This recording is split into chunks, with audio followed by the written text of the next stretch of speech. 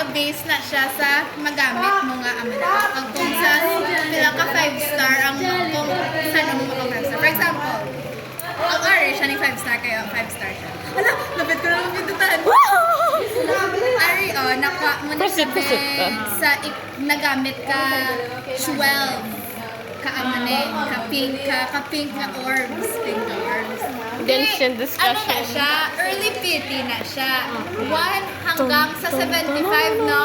75 hasta Yeah, early 75. na. Pero kung 75 kagamit sa niyo, Hard PT. hard PT na. It means nga dila duglay.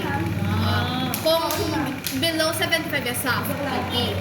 Pero magkuha ka ni sa iya, hindi ka gid always guaranteed. Daw maka-lose ka kag maka-win. It's either ang makuha mo is ang ariho Aha. or ang halin sa standard. Linear na. Oh. Ito na pala. Sige pa sa dito. Ang para ko ni. Mga love interests in life. Okay. Pag kung makuha mo ni ang mga characters, ang kay may-ari na siya ang mga So like, characters. ini yung hard to get. Oo. Yeah, depende sa luck meaning, mo. kung namin mo lock, makakuha ka din. Yeah. Kung tulain mo lock, hindi ka makakuha. Oo. Okay. Ang mga